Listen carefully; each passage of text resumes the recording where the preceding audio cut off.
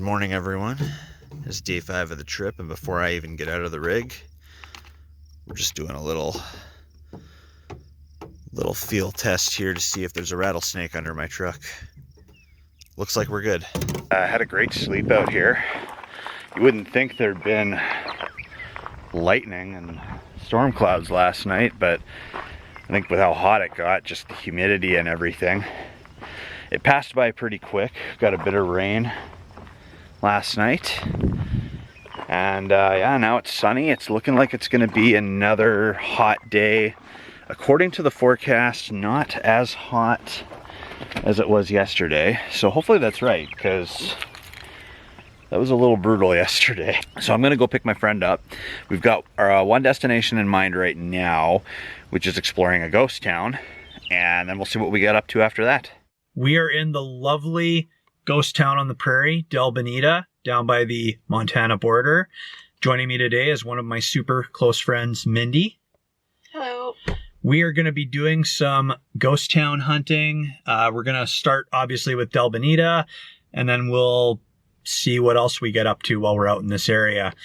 It is very windy, so a lot of this exploration thing, probably all of it's going to be post audio commentary. Just down southern Alberta, the wind gets pretty atrocious. You excited to do some ghost town hunting there, Mindy? Yeah, just like the old days, patrolling our abandoned sites at work. Yep. Those were good times. Mindy's comparison to an old abandoned facility we used to have to check on for our job was spot on. We don't check that facility anymore, as it no longer belongs to the organization we work for, but walking around this old abandoned school definitely gave me those vibes.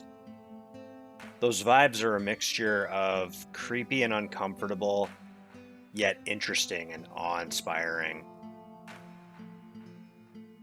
There's a no trespassing sign right in the front window, and the doors are locked, so we won't be going inside of the building.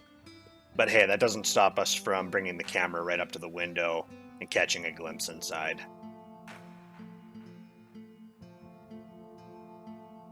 As is the case with most of the abandoned buildings that we explore, I always find myself wondering, wishing I could catch a glimpse of how it looked back in its glory days.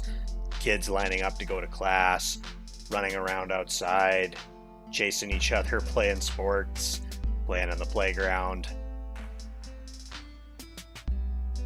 I always try to picture what that would have looked like as I'm looking at it present day, a shadow of its former glory.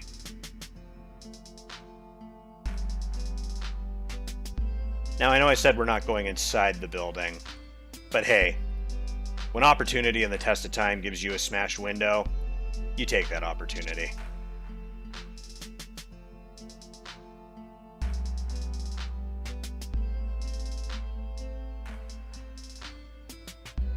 This is such a blast being able to walk around this beautiful abandoned school, and I'm so grateful that my friend Mindy's here to enjoy this too.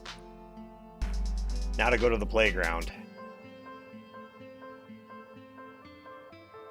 C.S. Lewis once said, "When I became a man, I put away childish things, including the fear of childishness and the desire to be very grown up." My translation: growing up is overrated. And believe it or not, I don't fit into these tire swing contraptions like I used to.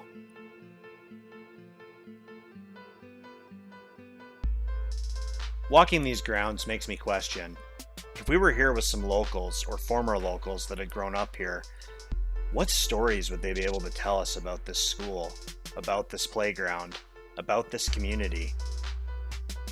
What memories are held here for those who actually got to experience this in its time?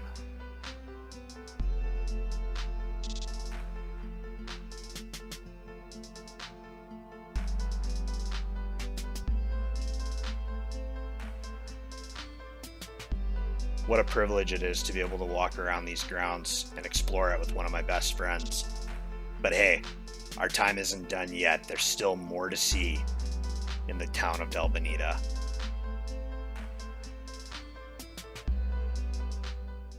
Well, that was a beauty walking around that abandoned school. We got a few other abandoned buildings here we're going to jump out and check out. I do see a no trespassing sign on the window, so I don't think we'll be going inside of anything, but just get some good exterior shots of it.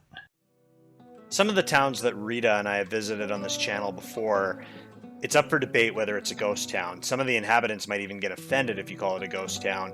But if you look at the sign here in Delbonita, no debate, no question, little ghost town on the prairie.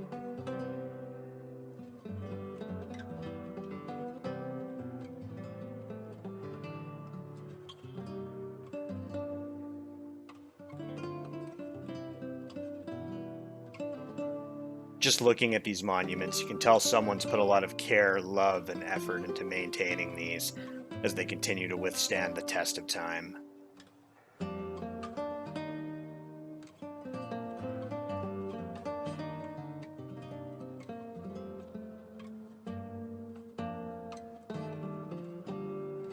And that about wraps up our time in the ghost town on the prairie, Delbonita. As we do one final walk around to check out the last couple of buildings in town, our day is only beginning, as we're going to head down the road and see what other things we can find outside of Delbonita. Time to hit the road and see what else we can find.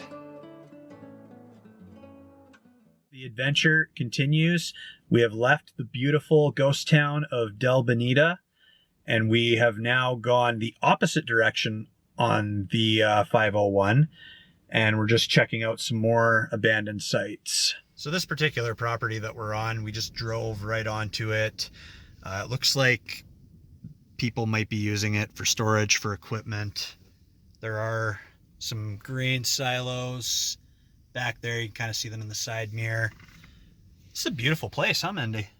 Yeah, it is. Beautiful view. Mm-hmm. You can definitely tell the wind is, that southern Alberta wind is blowing. You can see the grass just flowing like it's water. Yeah, hold your doors. All right, well, let's get out and have a look around. Quite a few of the buildings we checked out from here on out clearly aren't abandoned per se, just old, being used as storage. Still an absolute pleasure to check them out. And as I tend to say in most, if not all, of our exploration videos, didn't see a no trespassing sign or any sign that we weren't allowed to be here, so we explored to our heart's content.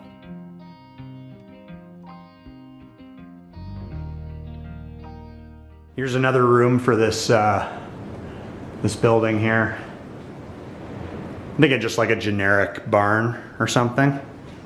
Yeah, they definitely still use it for storage. Yeah. Those old wooden ladders that I wouldn't climb if you paid me money. Probably break them.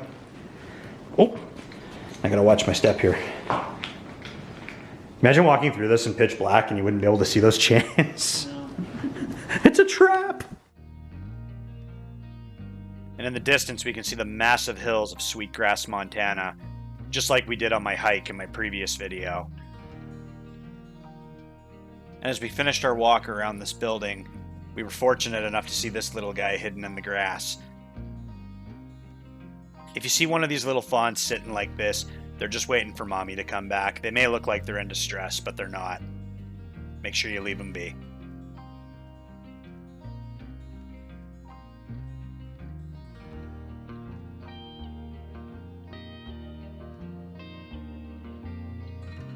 Despite the fact that this area still appears to be used by people for storage and other things, it's still an absolute pleasure walking through this beautiful field and checking out these buildings.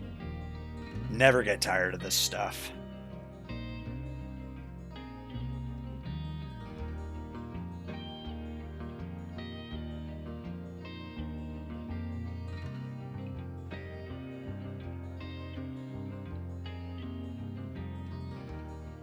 And that's another beauty explored and finished.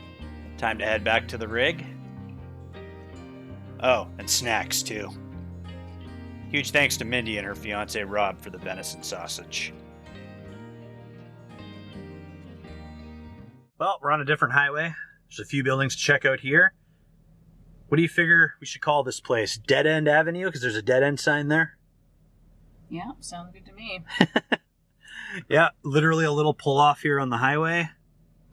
And yeah, we're just going to jump out quick and go take a look at these beauties. This particular spot was really cool. Usually you have to go driving down back roads to find these. Sometimes you got to drive down a trail, get onto someone's field. Not the case with these. Literally right off a highway, right by a dead end sign. Just right in your face.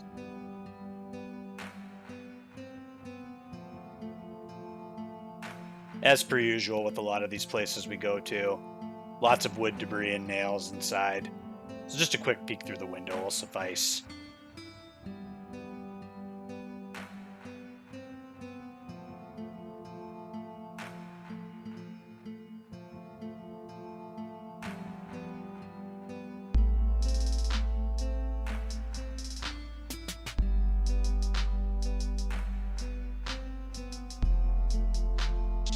With the insanity that southern Alberta winds sometimes, it amazes me that structures these old are still standing sometimes.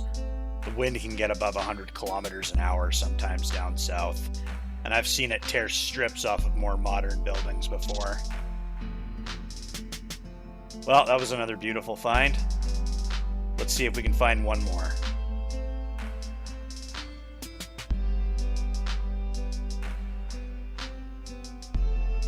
Yeah! Well, another beauty on this beautiful, quiet highway. You can definitely see some equipment over there that looks like it's being stored. So kind of similar to that one field we did out by Milkriver. This last place Mindy and I visited today has numerous buildings and is used for storage to a degree that is almost comical or like something out of a cartoon.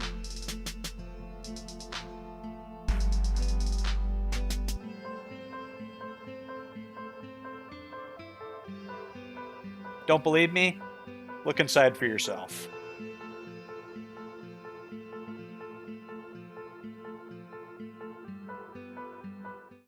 Oh, there's a canopy.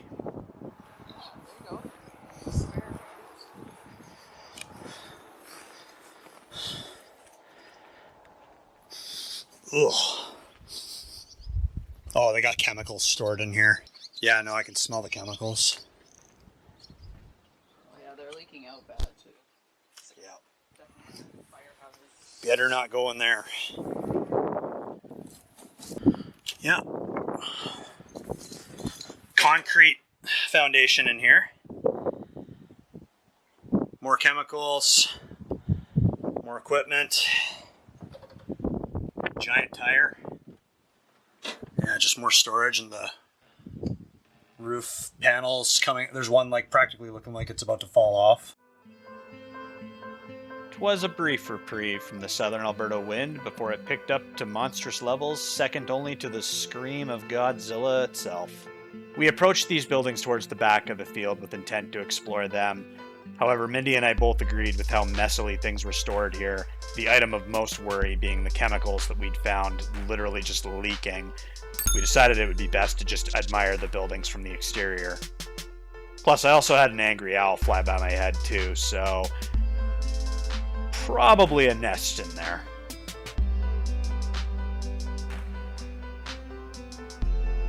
Well, that brings this expedition to a close. Mindy, if you'd do the honors, please. And this is another episode of I Would Camp That. Stay classy, everyone.